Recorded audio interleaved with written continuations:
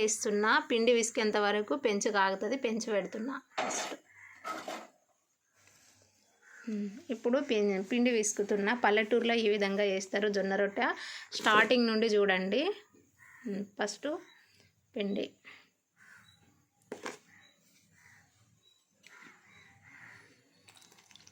మేము డైరెక్ట్ చేస్తాము, మాకు అలవాటు అయింది కాబట్టి ఎలాంటి వేడి నీళ్ళు అట్లా ఏం పెట్టుకోము.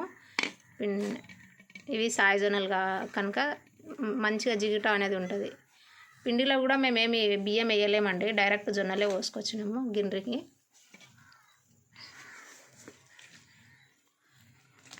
స్టార్టింగ్ నుండి చూడండి, లెంత్ అయినా సరే మీకు చేయడానికి వచ్చేంత వరకు ఇక జొన్న రొట్టె చేస్తా.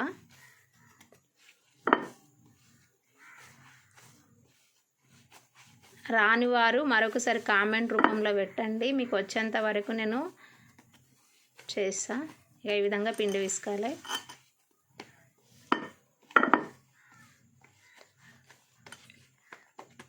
అక్కడ పెంచుగా ఆగుతుంది,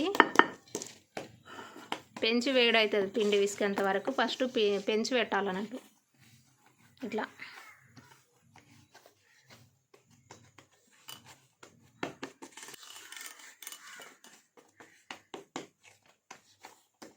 పిండి ఎంతసేపు విసికితే అంత జిగుట వస్తుంది.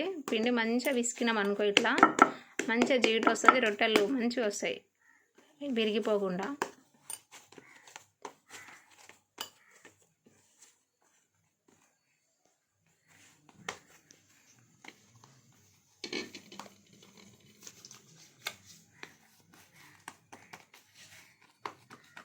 చూడండి,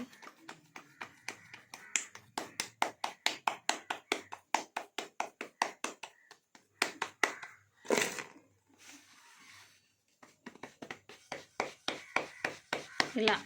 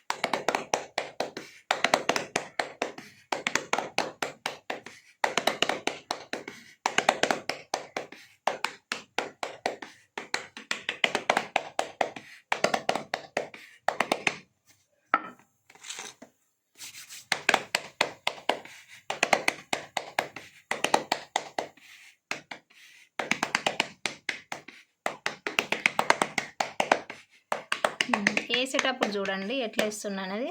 పెంచు మీద వేసేటప్పుడు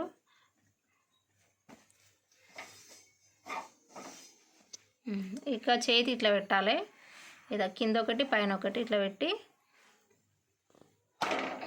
ఇలా వేయాలి.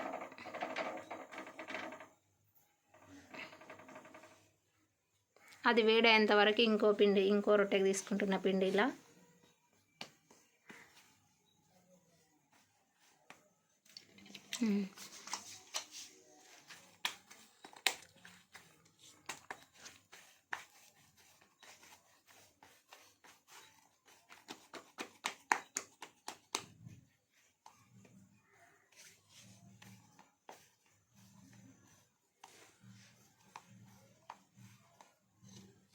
వేడైంది, నీళ్ళు చదురుతున్నా. బట్టతో చదిరితే మనకు వేడి తగల చేతికి కాబట్టి బట్టతో చదురుతున్నా నేను.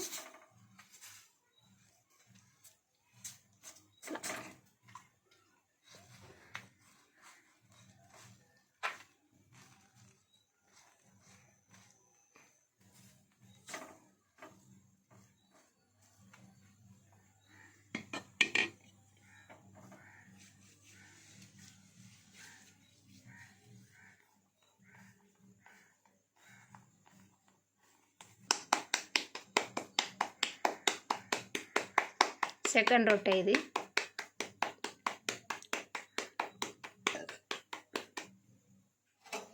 కర్షతోని నీళ్ళు జారినాయి కదా, ఇప్పుడు కర్షతో తీస్తున్నా. ఇలా మళ్ళీ పక్కేయాలి, వెనుక వైపు వేస్తున్నా.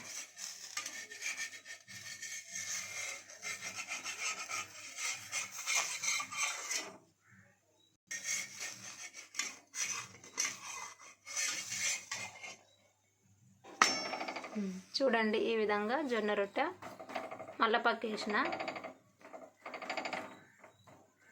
ఇది కాలేంత వరకు ఇప్పుడు రెండో రొట్టె చేస్తున్నాయి. ఇక్కడ అది కాలుతూనే ఉంటుంది. ఇక్కడ సెకండ్ రొట్టె.